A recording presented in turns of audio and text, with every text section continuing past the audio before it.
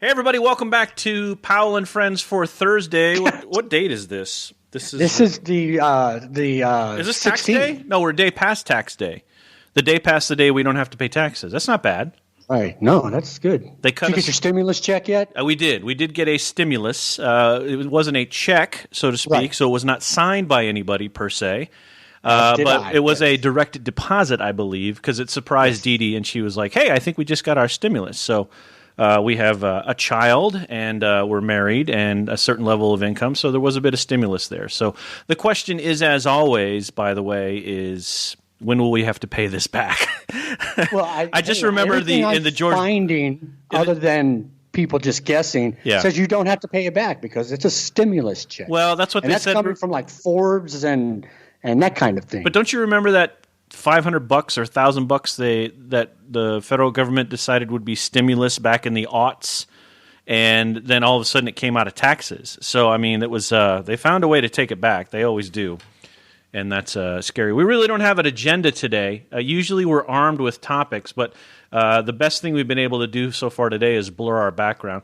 But Powell does have a brand new microphone. Tell us a little about your new fancy microphone. When did you? It looks great, by the way. So we're going to switch to video. We just have to do some technical things, and we'll probably end up broadcasting this on Facebook Live. Powell doesn't know that yet, but we probably will. Surprise! Hello! Should we wait till we can get haircuts? We should probably wait. My hair is so shaggy right now. I hate it. But I've said I'm going to let it grow. Well, I don't really have a choice, but because no one's in my house is going to cut it for me, and I'm not cutting it myself. So anyway, the new microphone. You like it? Well, this is the first time you tell me. I like the way it looks from this side anyway. It sounds great. It's a brand I've never heard of. I got on Amazon, and it was less than $75, including shipping. I've got the microphone, the little thingy here that's supposed to be a shock absorber. Right. The arm itself, plus the cable, and plus one of those spit mics or spit screens that you used to see in the We Are the World video. Remember that? The P-pop microphone. The P-pop microphone, rather. Yes, I don't use that, but it also came with the little foam microphone cover. So for less than $75, if you tell me it sounds good, hey, I'm happy. It's like a whole professional deal, and you look like a professional podcaster now. That is scary. When people see us on camera, that's what I care about. We're gonna have to dress up now and put real clothes on and pants. Man, if we do video, at least from the waist up. From the waist up, yeah. And even if we could even wear like a half shirt if we wanted to. Like, who's your boy on the Cowboys? Who's the running back who likes to feed? What's his name? I forgot. Oh yeah, Ezekiel. Zeke Elliott. We can go half shirt like Zeke, and just we could do a half shirt podcast. I think people would be totally into that. So. Funny story, since we have no agenda today, is I was a TV anchor in Southwest Oklahoma, where in the summertime it could get up to Robert Powell. 115 degrees. Robert Keith is what it was. I remember. I've seen the video, sir. And there's a picture on my Facebook from the time when I was leaving. When my then wife got her orders from Shepherd Air Force Base to Offutt, the last day I was on the air, we took pictures with the crew and that kind of thing. Mm-hmm. I've got the jacket, the tie, the makeup on, blah, blah, blah. The hair. I think you had hair in those too, right? The hair. Yeah. And I've got khaki shorts on. Nice. And the tennis shoes on with low-cut socks. So that's what's under the desk. Yeah, that doesn't surprise me. I mean, I've heard that over and over again from other news folks, too. They're like, we wear what we want under the desk because nobody sees it. But now with the advent of, sets that have plexiglass and long shots and moving shots, they can't do that anymore. They got to wear the whole Armani contraption now and can't get away with that. But we can because we're just two guys with Skype.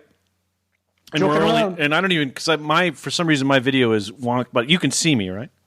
I can see you, yes, sir. Right. So you can see me. And I can't see myself. That's the weird thing. Oh, then there's off. Maybe it'll come back on if I do this. Yeah, I cannot see myself either. Yeah, that's weird. All right, we'll figure that out because you're like 50 feet wide on my screen right now. It's really weird. Anyway, we should probably introduce the show formally. This show is actually called "This Show Is a Joke." Actually, if you look at it's JK. It's clever, Jason and Keith. And kidding. This Oh, yeah, that too. See? Multiple meanings. This is our 6th show, I believe. Number 7. 7th. This is 007? This is 007. I just banged the microphone. Yes.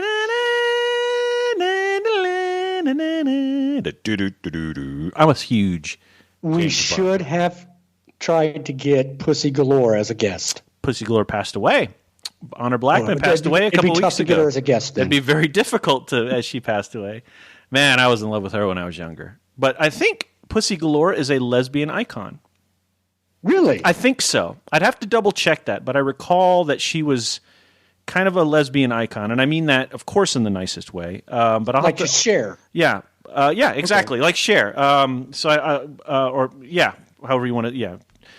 So I have to double check that, but I'm pretty sure she was but I don't know the reasoning. I just remember through friends that she was. So all of that sounded awkward coming out of me, but I really meant it in the nicest way. And Honor Blackman, what else was she in? What's funny is I'm watching your face, and you can tell you're going down a rabbit hole. I was like, I'm thinking, and trying to work your way out of it. I just felt like I was digging and digging and digging and digging there, and then I'm like, I hope people understand that I was just trying to make the association with Honor Blackman and that I'd heard, and that's all right. There's like 12 people that listen. Actually, we did all right this week. We're over 60 downloads for the last show, so we're growing incrementally. Folks like Darren and others are giving us a boost as we keep going. Since we were talking about James Bond, I have to give a shout out to PJ Pollock, whose wife Ray listens religiously, and so PJ may try to listen, especially since I'm calling him out. Oh, okay. Well, yeah, I think everything will be all right. So, thanks for listening. By the way, hang on a second, say something while I check this message. We're going to talk about several things, including I have written down here what you're wearing to telework. I like your Air Force hat, by the way. Thank you. It's a Strategic Air Command, by the way. Say again? It's a Strategic Air Command hat. I was very happy when I got this hat. I'm a big Strategic Air Command fan. That's how I started my Air Force career. Did you ever see the movie with Jimmy Stewart? That's me. I did, of course. I have it on my home media player. Of course, you had to have. Of course you did. Jimmy Stewart, retired Brigadier General Jimmy Stewart, retired from the Air Force Reserve. He was for real. He flew World War II and Korean missions. He was for real. He was no joke. And then afterwards, he flew, not in combat, but he flew B-36s. Yeah. The only plane with jets and propellers. Which is also featured in the movie, as I recall. Yes. Right. And that's when the days of when bombers and those kinds of planes had like 47 people on board. We are so geeking out right now. Yes, you're absolutely right. And that's, a lot of talk in the Air Force as I was, preparing to retire, and sort of before that was, this camaraderie of air crews and airmen and things like that. But a lot of that camaraderie existed because there were a lot more people in the Air Force, especially during the wars and all the way up through the 80s. But, the Air Force got cut back, and airplanes don't take as many people to fly anymore. That's just technology. That's the advancement of tech, right? So, I think I keep looking at the TV like I'm looking at you, but I have to remember to look at the camera so you can tell I'm looking at you. But yeah, there's less people in the airplanes now. So even a B-52 still has a pretty, like a 4-person crew.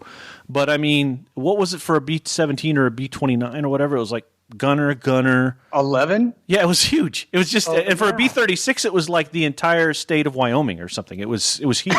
It was a big crew, right? It was baffling. Right. Yeah.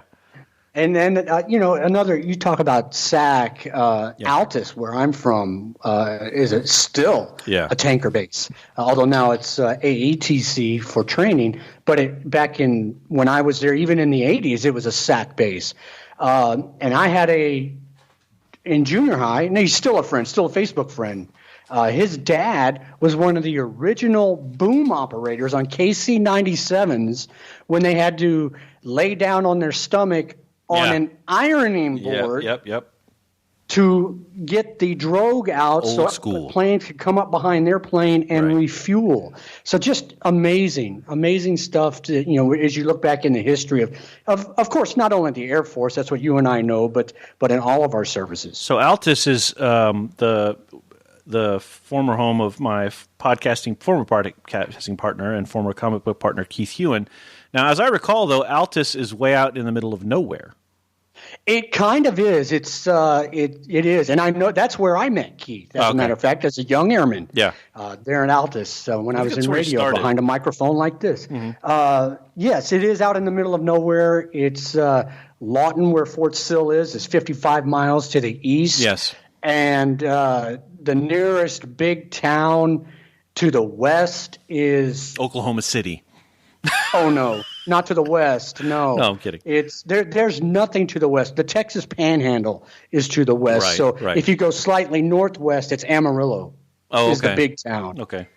So that's a lot of these bases were made. We're still geeking out. A lot of these air bases were made, and a lot of military bases were made, of course, to support the need for World War II and training.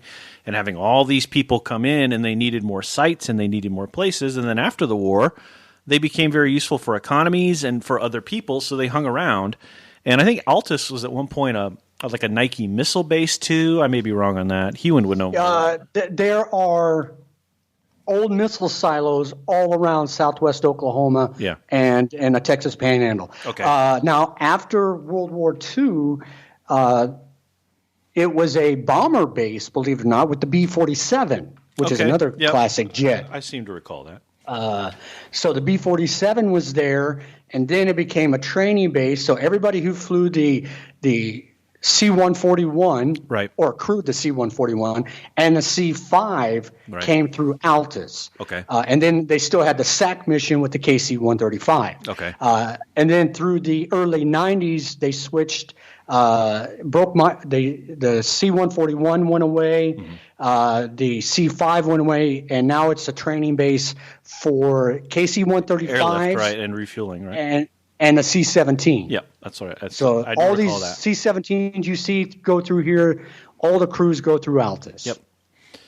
So Oklahoma does have big props to Altus on our show. I know, right? That's a lot of talk about Altus. I don't think I talked that much about Altus with Hewan. So I mean, I think that's. That's an exclusive right here. But we, Strategic Air Command and the hat, that's where we all started with this. So you know that I built a Bluetooth radio, right? A Bluetooth speaker. Did you see my post? I saw that, yes. And you took you took an old radio and updated it. Is that what happened? It is. So these old radios from I'm guessing the 50s and 60s. I haven't really dated mine yet. But I'm guessing collectible items. I think so. I think they're from the 50s and 60s. They still have tubes in them. My grandfather was a TV repairman, and when TVs had tubes and radios had tubes, he was the best at it. And then TVs modernized in the 80s, and he kind of got worked out of a job because then TVs became, expendable. Really, you could go out and buy a TV for $200, or it would cost $250 to repair it. So the cost of opportunity shifted on him, and he went on and did something different. But these radios are beautiful looking because they're, the wood they're made of and the fabrics and everything else. And what really draws a lot of people to buy these, and my friend Chris Vadnais bought them, our mutual friend Ben Burgess buys them, I believe, and he actually did this, he's done this for a couple times, and I was sort of inspired by that, but I didn't really have the means, and I wasn't sure I was going to do it. But anyway, on the front of the radios are the sort of shortwave places where you can pull in stations, which included all over Europe, London, Budapest, and it says it right there. But also, these are the best ones for folks like us. On the front of the radios, all of the old AFN outlets are on there. So AFN Munich's on there, AFN Kaiserslautern, AFN wherever. I mean, if you get one of the good ones, it's got like 8 or 9 of them on there, whereas the one that I have only has 2 or 3. But this is a great radio. I think I got it for about $60, but it doesn't work. Doesn't do anything. But it is a beautiful sort of piece of furniture that you look at and go, that's a beautiful piece of furniture, right? So a couple nights ago I came home, and for whatever reason it hit me that I have a Bluetooth speaker that I was doing nothing with. And it's just this sort of roundish Coles speaker that we used to have in the shower, and it was just sitting over there, and I thought, I wonder. So the big thing that I had to think about are the speakers in, because I wanted to use the speakers that are in the radio. They may have even, so here's the speakers that were inside. Can you see that? Yes. Okay, that's the speaker that was inside the Bluetooth speaker, and it actually sounds pretty good. But the speakers that are inside the radio are more, about the size of my face. They're pretty big. But I wanted to use them, if for nothing else, to see if they work. You do have a big face. I do have a big face. That's what all the girls say. So I wanted to use the speakers inside. The rest of it, I knew I wasn't going to be able to do much with. And the bonus was that the Bluetooth speaker had a small light, which I haven't quite got where I wanted. It still needs some tuning up, but in terms of it needs to be cleaned up pretty badly. I need to blow some dust out of it. But I got to figure out how to get this light in there. Anyway, so I sat down. I opened up the Bluetooth speaker, trying to figure out, okay, what do I need to take apart? What do I need to keep in? And it was actually pretty simple. There were the usual speaker wires going to the speakers, and it was connected to a circuit board that's about the size of the palm of my hand. My palm. Not your tiny palm, but my palm. And rude. That was funny. You should have seen the face he made, folks. That was honestly hilarious. So anyway, it's about this big, and all I had to do makes other things look bigger. Leave me alone.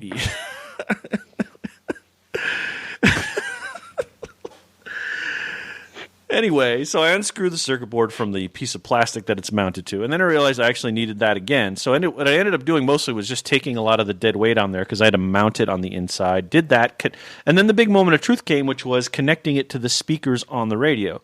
Connected it. Sounds great. Sounds like an old radio, really. It sounds like... That's very cool. I don't think it has the same fidelity as speakers today, but I don't care. But it sounds great. It sounds clear, and I really enjoy it. So I got one speaker going, and I thought, great, one speaker is working. And it actually has 4 speakers. There's 2 on the side and 2 in the front. The 2 in the front, I believe, were for the usual radio stuff, FM, AM. The 2 on the sides, I believe, were for like shortwave and for like the stuff that you'd pull in kind of special because it's got like 4 different modes on it. It's actually quite a sophisticated radio. And if I haven't said this to you, if you want one, you could go into like any of the local antique stores, and I'll tell you later where they are because our listeners really don't give a shit. So anyway, I plugged in the other speaker. Came right on. I was like, yes. So at that point, it was just a matter of logistics. Where am I going to mount this thing in here? I got to get the wires done. I got to make sure they're not touching metal, yada, yada, yada.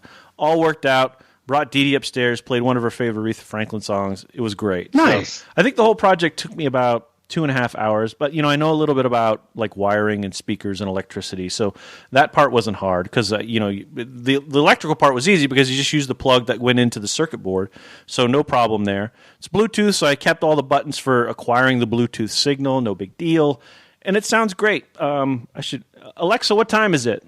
Hey, listen.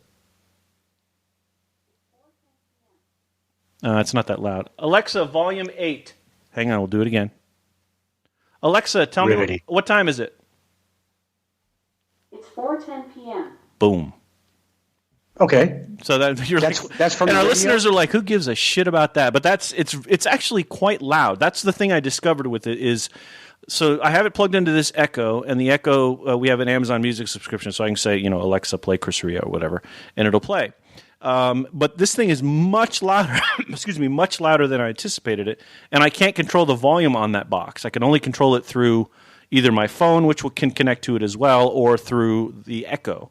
But it's quite loud, too. That's the other thing. I did not expect it to be as loud as it is. It's pretty wild, so that's pretty cool. So yeah, that was my cool. And I had like completely other shit planned. You know how you're like, okay, I'm going to do this tonight.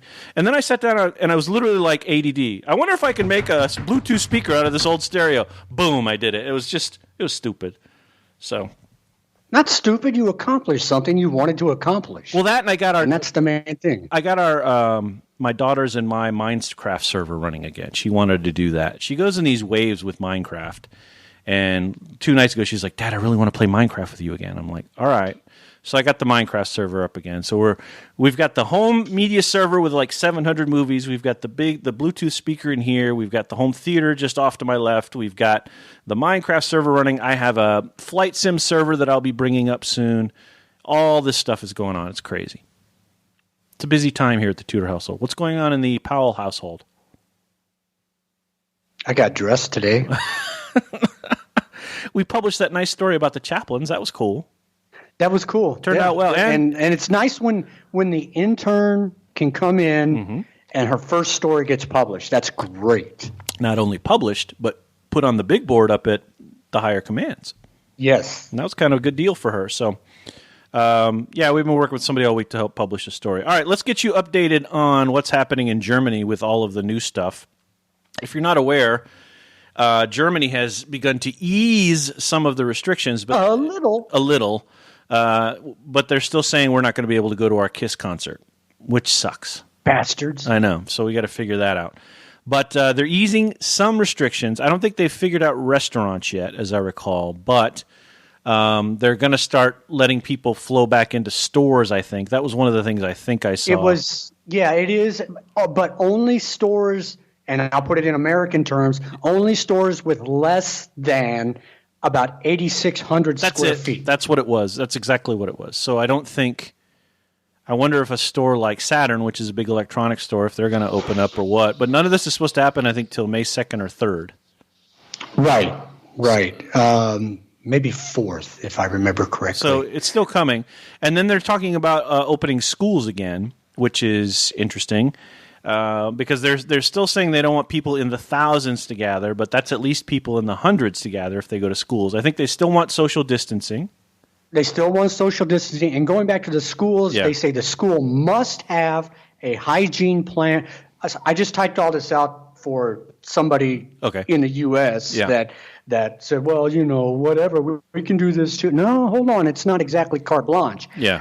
The schools must have a hygiene plan. They've got to have a pressure washer too, right? So they can hit the kids right when they come in the door. Just hit them with that pressure washer. Right. Yeah, all right. And it's mainly for, or let me rephrase that, the students who are in their last year of primary school and students in their last year of secondary school, so what we would call seniors in high school, get priority. Right.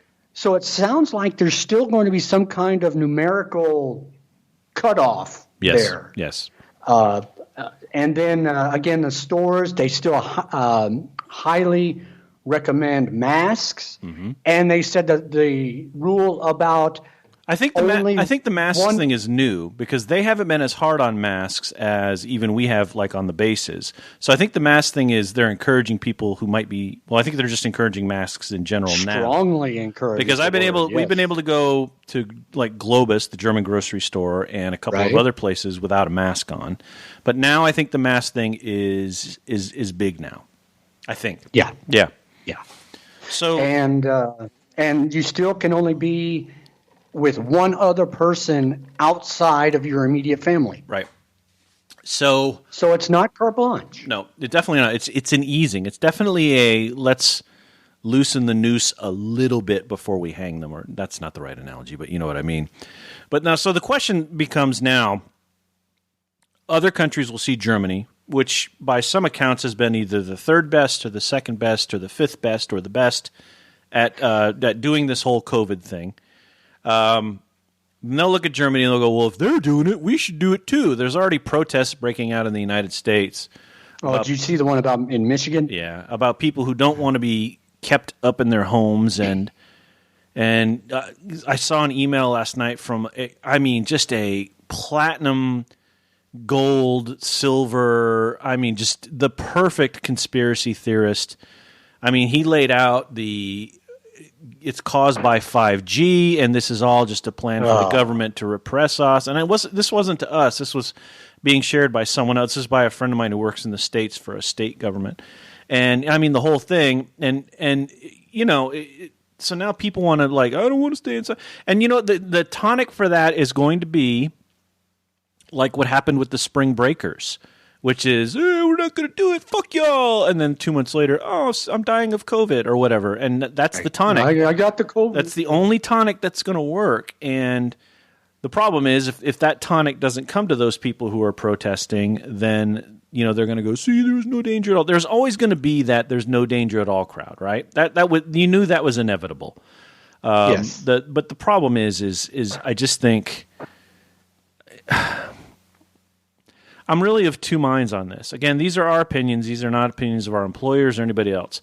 I'm of two minds on this. The one mind of it is, yes, we need to do absolutely everything we can to protect people, to protect children, to protect old people, and to save lives.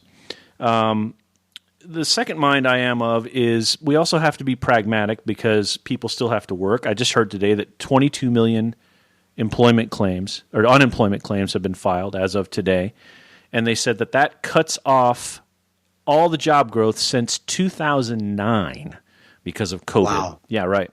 So I'm of two minds on that. But what makes my heart ache is when I see people. When I look at the online posts of people who, again, more people have died of Spanish flu, or more people, you're not doing the population thing right. It's that there isn't compassion enough to just say, wow, 250,000 people, or whatever the number is, this number of people have died in the United States and Italy and here and here and here and here. Just to do that. But it's apparently the number's not big enough for them to believe that this is a real crisis. And that bothers me a lot. And I don't know where that thinking comes from, because it's one thing for people who are charged with helping to prevent this, like the great people we work with, and you and I to some degree, and all of our friends in public relations, and all of our friends in DES, DPW, CES on Air Force bases, SFS on air. I mean, all these people in the federal government and state government, absolutely, doctors, nurses, firefighters, and everyone else who are charged with help prevent and care for and stop deaths. And to me, it's just horribly insulting and horribly diminishing and horribly disappointing when people go, it's not that bad. You're not looking at it in the right light. And it's like, what are you talking about? Where are you getting this education from? Why are you forming this opinion, this narrow opinion, this very narrow opinion of the scape? Again, it's important to balance, but just to sort of put the deaths into a crucible and go, you know what, there was more deaths here or there. That's not the point. People are dying now. And if we weren't doing the things we were doing, right, we would be, I think, in a much worse state. All right, there's my soapbox. Again, our opinions, I totally not the agree, opinions and I of want our to make employer. it clear that we're not being political. This is not political. This is based on what we see from having gone through this. And remember, let's remember that Germany or Europe is about 3 weeks ahead of what the United States is. Right. So my fallback response to, well, you know, the percentage is not as high, blah, blah, blah. Okay, that's great. Unless it's you or someone you know or love. That's it. And then all of a sudden it's bad. Yeah. So, you know, those numbers, all those numbers that come up have been somebody knows or somebody's loved. And so what does the number of deaths mean if it affects your home? That's right. So, right. And again, I'm trying to differentiate between being pragmatic and being calm and not being reactionary to the situation. There is a difference between that professional approach to handling the situation and one that just says, you're all dumb, this is not that big a deal, you need to think about this differently. And especially when it doesn't come from a medical professional, a first responder professional, a legal professional, to some degrees a federal professional or a state professional who's worked in the emergency management business. When those opinions are not pronounced here. We may have some colleagues who may feel that the situation is, you know, more or less overblown, but they're not. But they're still giving 100% to the effort, right? Their opinion can be, I don't think this is that big a deal, but their charge is, this is a big deal, and you know, follow the orders and so on and so forth. So, again, I want to be clear, differentiating between pragmatic, professional sorts of response and people who have no knowledge, who observe Facebook, who observe the world around them, which is their town or their city, and you know, gobble up media reports and gobble up other information that isn't necessarily scientific or researched or whatever, and go, it's not that bad. That kind of stuff is baffling. But it happens all the time. It just happened to be that this is the crisis du jour, and this is what we're getting now. So that's it, and that's you cannot. You're not going to change somebody's mind. No, I think actually. I take that back because I have seen minds change. Yeah. Oh, it's not that bad. It's not that bad. All of a sudden, it's here now, meaning the states. Right. And, wow. Now, I think in my little world of social media, you know, a lot of it is in small town America. Right.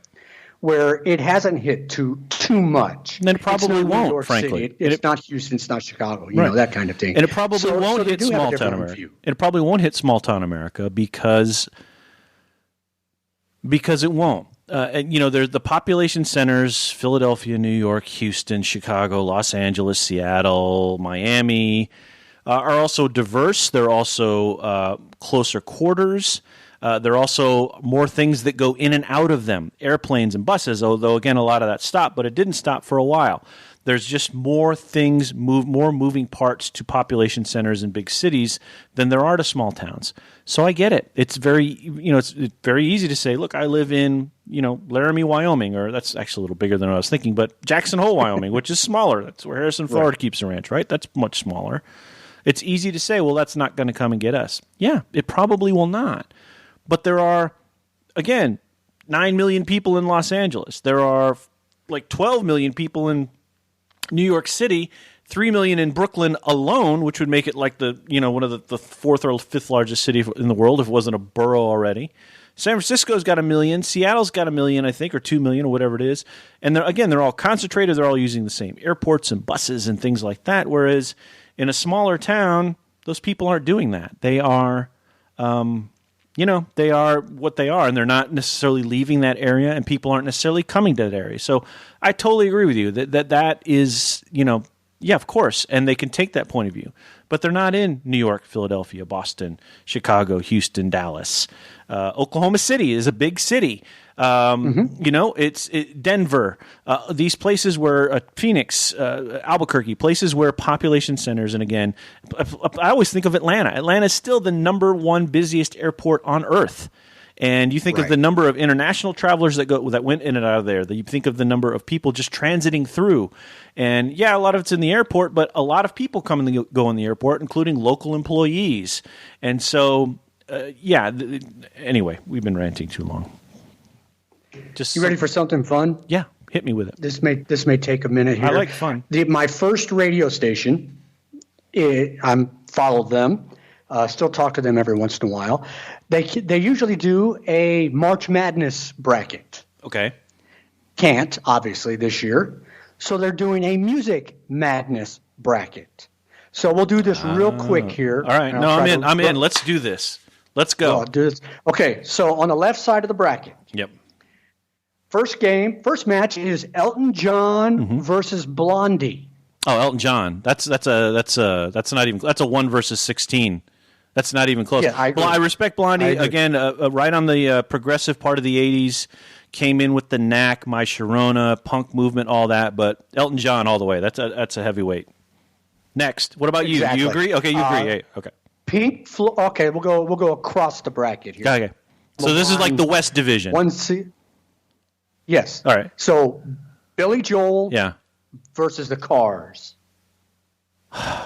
Billy Joel. That's where I'm going to. The Cars, I think, were incredibly influential throughout that late 70s through up till the early 90s period. I think they were consistent. Boom, boom, boom. But I think the gravitas of Billy Joel, again, sort of in the same frame as Elton John, he was just a force to be reckoned with. So I Billy Joel for me on that one. Okay, going back across, we've got Pink Floyd and the Doobie Brothers. Pink Floyd. I'm a fan of both. The Doobie Brothers actually produced a pretty good album in the early 80s that had some great cover tunes and some great original stuff. But Pink Floyd had the biggest selling album ever, which still was in the top 100 for like 30 years. There's a great film that I watch quite often, Live at Pompeii. Pink Floyd all the way on that one. No question. Okay. And let's see. Oh, this one, I know your answer to this one. Give me just a second. I'm trying to fill in my bracket here or write it down. You're doing all the administrative stuff. Okay, so ZZ Top, who I just watched a video of them performing LaGrange on the Howard Stern show last night, and it was amazing, by the way. Yeah. ZZ Top and the Beatles. Beatles. You can't not. I would have to go with the Beatles. Yeah, you can't not have the Beatles, but I mean, there's a very, very warm place in my heart for ZZ Top. They are awesome. I mean, they've been awesome since they started.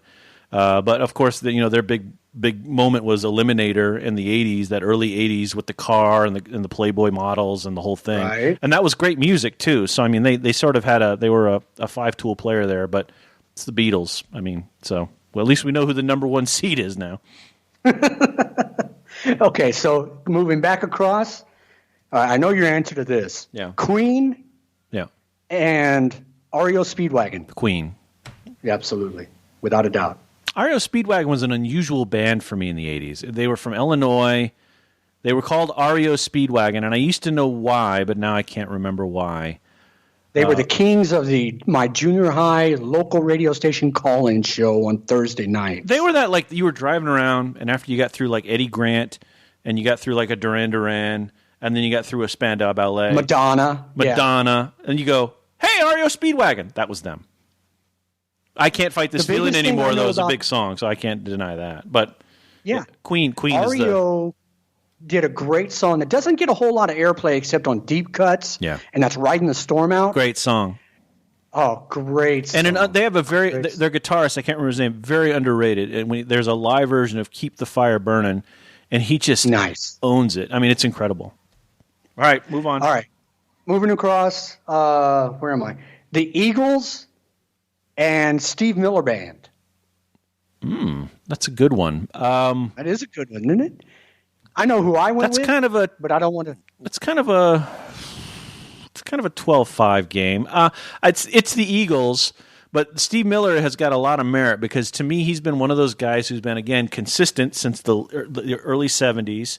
I think his last big hit was early 90s, but Eagles, the gravitas of that, great songwriting.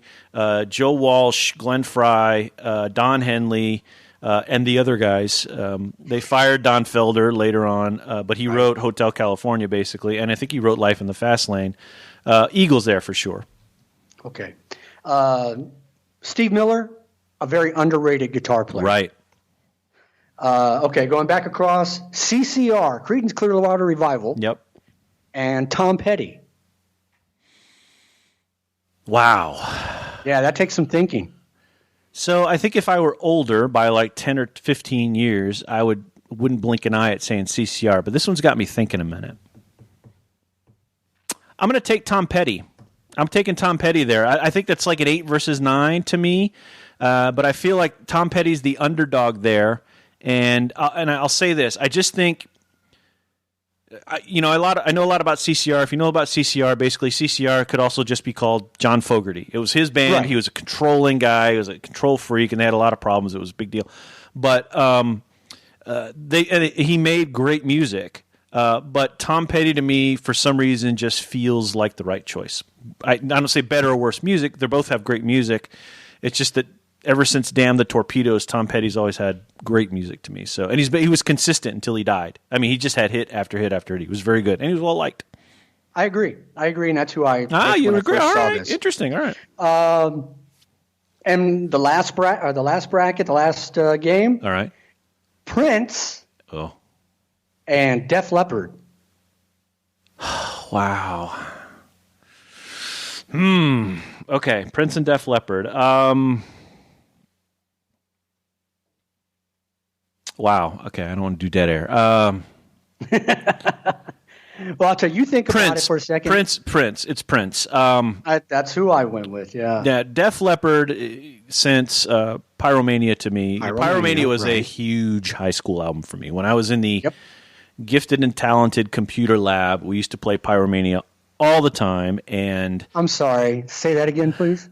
So in 7th grade, they had this thing in California called the Gifted and Talented program, and when you got to do all these extra things, you didn't have to go to this other class. You could go to like a computer lab, or you can go to this other advanced thing.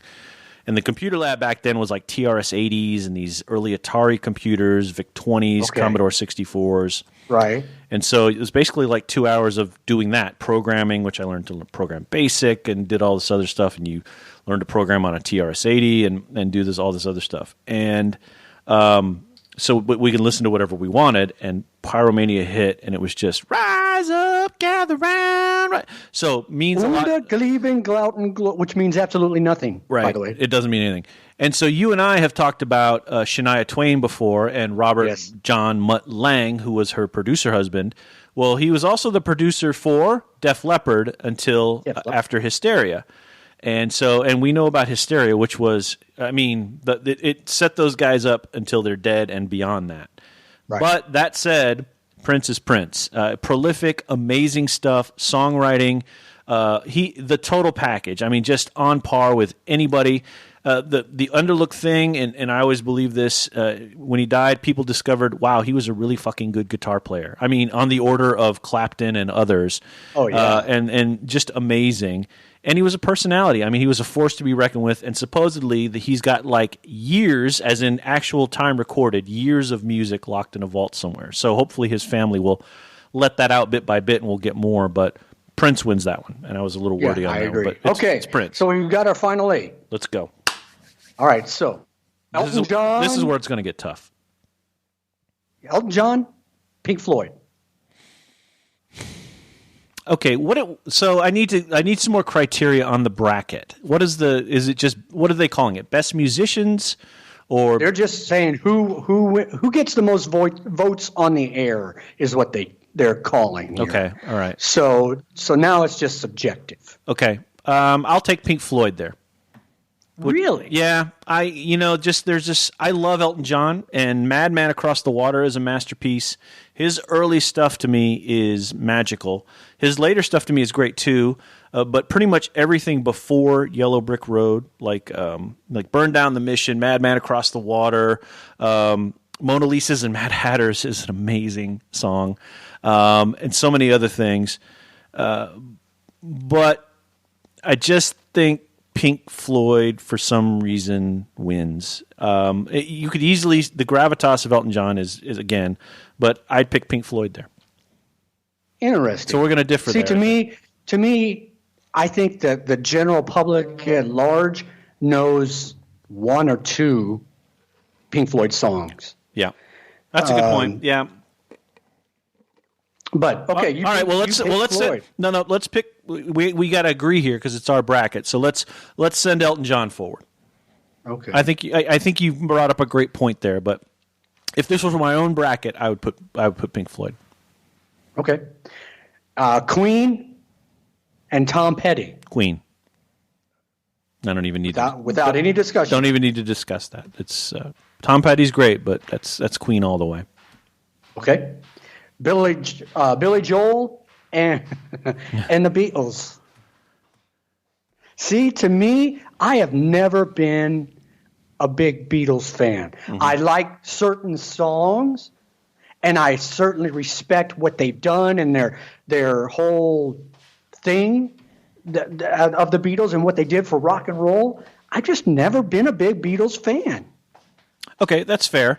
I think the Beatles' influence on every piece of music that happened after them and during them is Beatles. I don't think there is even now, they are still, regardless if the music is produced on a Macintosh or they still use real musical instruments or whatever, those 2-minute, 3-minute, 3-chord things, that's Beatles. There's no question about that. And hang on. Did you find it? All right. My daughter is looking for something. All right. So if we're talking about the same criteria we just used for Elton John and Pink Floyd, there's no question that the Beatles, to me, are an absolute stomp there. That said, I get Billy Joel, and again, he is a titan. But Billy Joel will tell you he's influenced by the Beatles. So without a doubt. Without a doubt. So to me, it's the Beatles, no question. So do we even need to go on if that's what we're saying about the Beatles? No, we'll go on.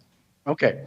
I have opinions, Keith. I have opinions. This is my sweet spot, talking about this kind of music. I love this.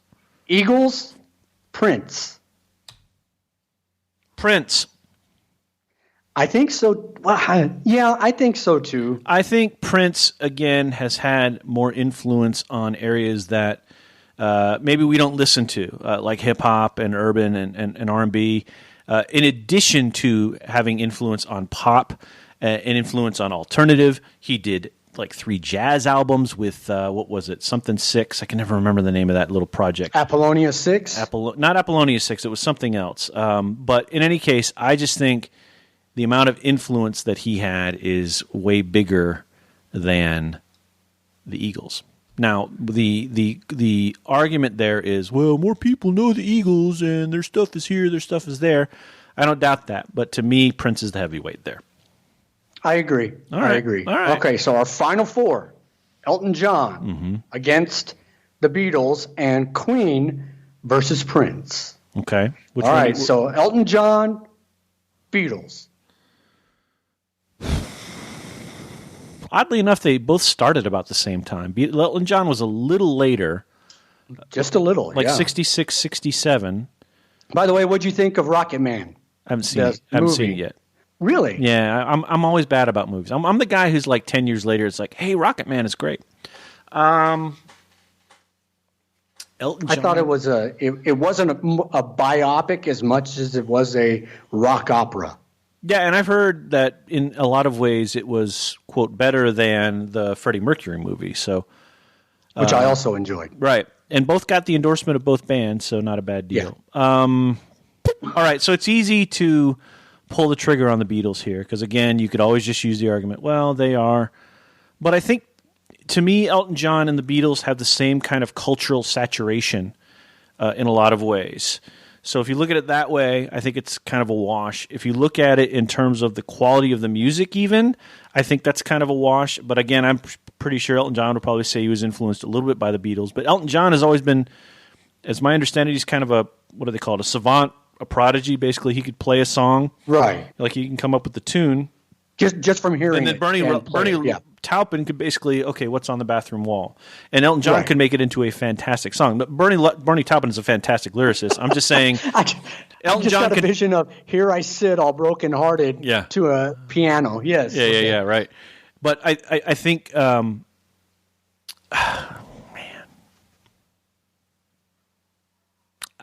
I got to pick the Beatles. That's a tough. I don't have heartburn about that. That's the toughest one. But it's got to be the Beatles there. So that leaves where I'm. Oh, now this one's going to be a lot tougher, I think. Yeah. Queen and Prince. Yeah. You go first. That'll give me time to think.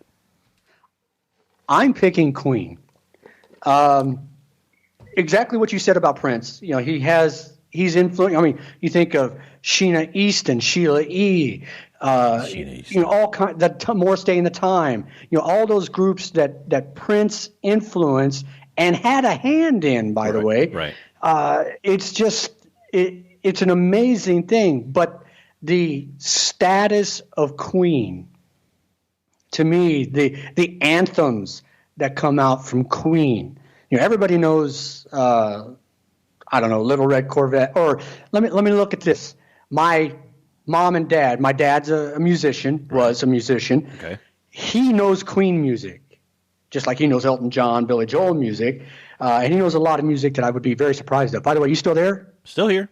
Okay, you look like you froze. Sorry. No, I did. Well, I'm frozen. Just making sure I don't have any work messages. So go ahead. But he will damn sure tap his feet and drum his hands because he's a drummer. Yeah. To "We Will Rock You," and goes the tune to "We Are the Champions." Right. So I'm going with Queen against Prince, and I've never done Queen karaoke. I've done Prince karaoke, but I'm going against Prince on this one. I'm going to let you send Queen forward, but I'm going to disagree with you. I would pick Prince there all day, and I love Queen. I remember as a child in the late 70s and early 80s. I'm trying to remember when Another One Bites the Dust came out. But we used to, 70, 80. It was 80, 81. So we used to go out to this thing in San Diego called the Thunderboat races, which are these incredibly powerful boats that sort of skim across the water. Right. And they were hugely popular in San Diego. They were hugely popular on the West Coast. But in San Diego, they had a huge race out there, and you used to go out to this place called Fiesta Island. You bring your motor home, you camp. Basically, you got high and shit-faced, and then the boats would go by once a day or twice a day, right? So when I was a kid, it was just basically a time to go out and be on the beach and hang out and watch people get drunk. So Queen's Another One Bites the Dust was huge. I mean, it was so big, and they used to play it all the time on stations like the Mighty 690 and 13K, and then it just Mighty everywhere. 690. Mighty 690, based in, and it was XTRA. They were a station based in Tijuana, which was always interesting. They just broadcast over the border. But anyway, that was a huge song for me. So that was when I noticed Queen, and then after that, it was Bohemian Rhapsody and picking up all the rest of the songs, Tie Your Mother Down, Fat Bottom Girl. But that said, for some reason, if we're talking about the music, I would pick Prince. And I just, for all the reasons that you said, and Prince to me is very enigmatic, whereas Queen is not that enigmatic. Freddie Mercury is very enigmatic. But for some reason, Prince gets the nod from me. But I agree with sending Queen forward. That and Prince also had quite an eclectic volume of music. Right. So you could change my mind there. I could go with that. I could go with Prince. Queen had a great album at the end of their run, or at the end of Mercury's run, where he was literally like on the last throes of battling the disease, called Innuendo, and it was a fantastic album. And the song Innuendo is really good too. It's got this brilliant part in the middle where, like, wow, he was that sick and he sang that well. I mean, it's amazing. So, again, another tough battle, but I would pick Prince. I know others wouldn't. They would. It's easy to kind of fall to Queen because of the Wayne's World and the popularity in the movie. And I just Prince to me, I like Prince because I like the anti-heroes, and I think he was always kind of an anti-hero of music too. So I think for that. But again, we'll send Queen forward. You just like the assless chaps. That's not what I said at all. Oh, okay. Okay. No, you've convinced me. We'll go with, in the finals, Prince versus the Beatles. And is there any contest there? No. Because again, going back to what you said. No, there's no contest, but let's have a discussion on it. So and here's how I'll frame this. I'm picking the Beatles because it's the Beatles. But that said, if you look at Prince's life and catalog from when he started, which I think was mid-'70s, to when he died, you could argue that he did a lot of the same sort of sonic journeys that the Beatles did, right? He started out as kind of R&B and soul, and then he sort of got into his own sound. And by 1999... like before that, there was like Controversy and a few other things. But by the time we got to Purple Rain and you got to 1999, Little Red Corvette, Darling Nikki, I Would Die for You, Hey, was it? I'm a Star. I Would Die for You. Yeah. I Would Die. But the other one, this Baby, I'm a Star, and a couple of other things. He was really starting to form. He formed his own brand sonically, but then after that is when he sort of began the sonic experimentations. Unfortunately, what Prince lacked that the Beatles didn't was a massive psychedelic drug culture. So a lot of the things that the Beatles were doing in 65, 66, 67, 68 were because a lot of people were fucked up on psychedelic drugs, and that whole scene was kind of alive and people were experimenting, whereas Prince was doing it in the cocaine era of the 80s that you really wanted to do was stay awake and do weird shit. So he didn't have the advantageous people going, wow, that's really a different sort of place that he's brought me to. And, Jimi Hendrix had the same advantage and other people had the same advantage, but Prince didn't. So I say all that. I go the long way around saying that to say I think Prince is, in his own right, a sort of Beatles entity. He's just born in the wrong time, and the Beatles are the Beatles. I mean, that's it. There's really no other question about that. And then I didn't realize they were going to be in the bracket when we started. Otherwise, I would have went, well, this is the Beatles, so we can just press on. Right. But to me, Prince does have that sort of Beatles-like quality to his creation, and I'm being so up my own ass about this. Let me get off it. I think Prince is great. The Beatles, though, are just way more influential. Did you know, and I didn't know this until maybe when he died, I read something, or even more recent than that the Purple Rain album was recorded live and in one take? No, I didn't, but that doesn't surprise me. It's amazing. Purple Rain is an amazing album. My favorite story about Prince is the one Kevin Smith tells, and it's very easy to find on YouTube. Just look for Kevin Smith and Prince. I believe that it's either divided up into 4 segments or 5 segments, but he tells a story about how Prince wanted Kevin Smith to come to his house and make a documentary about Prince, and Kevin Smith was like, dude, I'm not a documentary maker. And so it's this whole sort of give and take and what Prince is like and the whole thing, and it just cemented my love for both of those guys more because Kevin Smith's a fantastic storyteller, and Kevin Smith. And Prince is an outsider weirdo. So, I mean, it really made a lot of sense to me that. He also tells Kevin Smith does a great story about Superman and the making of the Superman movie that would have been with Nick Cage, which was eventually made into a documentary, which is also great. And if you get a chance to see that. Both great. Yeah, it's great. But that whole story, again, if you're listening, look up the Prince, Kevin Smith, and then look up the Kevin Smith Superman thing. Both are fantastic. So the Beatles. Kevin Smith responded to one of my tweets one time. He's great. The Beatles win. Now, where was this? Is your radio station in Lawton or where? In Beatrice, Nebraska. Wow. I couldn't even tell you the population. Is that anywhere near Omaha? Say again? Is it near Omaha? No, it's about 90 miles southwest of Omaha. Okay, so it's like Lawton. It's directly south of Lincoln. Okay, in Lincoln's where they play football. It's where my friend Brett Baker is. Okay. Just north of the Kansas border there. It's east central Nebraska. Man, one of our colleagues is from Nebraska. Which one? The one who runs human resources. I was not aware of that. I'm pretty sure he is. It's either Nebraska or Wisconsin. I'll have to verify that. But they're all the same up there. All right, we've got about 5 minutes. What didn't we touch on? Let's see. What else do I want to talk about? Have you ever seen a cat play fetch? You have cats? No, my cats are assholes, so that's not going to happen. My daughter. I've been pretty public about that. So she said, "Watch this, Dad." Her cat Cleo. She takes the lid off a water bottle. Yeah. And will throw it, and the cat will go chase it. Wow. Grab it, right, and bring it back and drop it and wait expectantly for my daughter to throw it again. That's fantastic. I love it. It's on my Facebook page somewhere, and oh my gosh. So that's just a quick aside. So cats can play fetch. That is a quick aside. My quick aside will be that it's my 15th wedding anniversary tomorrow. Yes. And COVID has fucked it up pretty badly. We were supposed to travel. We were supposed to do.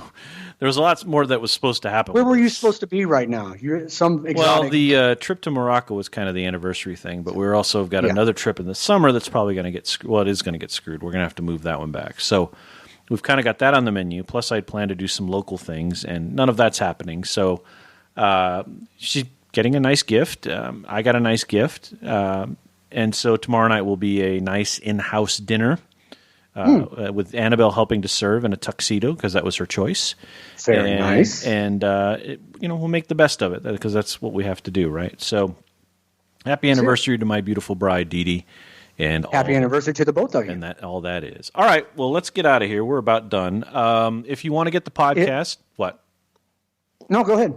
Are we done? Are you not done? You got another cat fetch story? I was just going to say, if you're listening to our podcast and you have comments on our music bracket that I stole from KWBE in Beatrice, Nebraska, feel free to comment in the comments. Yes. The call letters from hell. And we will prompt you when we do the when we put the thing live too as well to comment on what you thought of our opinions, which I don't think are too deviant. Maybe the Prince stuff, but we'll see. All of those bands are not very controversial, right? If you'd had maybe Jimi Hendrix in there or like a Stevie Ray Vaughan or who's another band, and it was pretty vanilla stuff. So I mean, you could have really livened that up. It was bands a lot of people would know. That's it. So. Yeah. All right, we'll wrap this up. Once again, this show is a JK, just kidding, joke. Jason and Keith is available on iTunes. It's available on Spotify. It is not available on Sprecher anymore because fuck their bandwidth. It is available on Google Play, and it is available elsewhere. We're pretty easy to find. We're also on the place that actually syndicates us called Libsyn, LIBSYN.com. If you go to, and this is going to be hard to remember, dollarboxreads.libsyn.com because I had to recycle the address. You'll find all of the podcasts, but really they're easiest to get to on iTunes, Podcast, or Spotify. One of those major services they're easy to get to. Every show is about an hour. We appreciate everybody who's listened. If you would please review wherever you are to help us move up in the algorithm. Give us a starred review and say a few words about it. Even if you hate it or even if you love it, that would be fantastic and give Keith a warm belly. He'd really like that. So. I like warm bellies. Any final words, Powell? No, thank you, everybody, for listening. Let's see those numbers keep going up, and we'll keep yakking. We'll get some advertising, maybe. That'll be fun. All right, everybody. Have a great weekend. And stay healthy. No COVID, no coronavirus. Keep away from one another, and we'll talk to you soon. Bye-bye. Bye.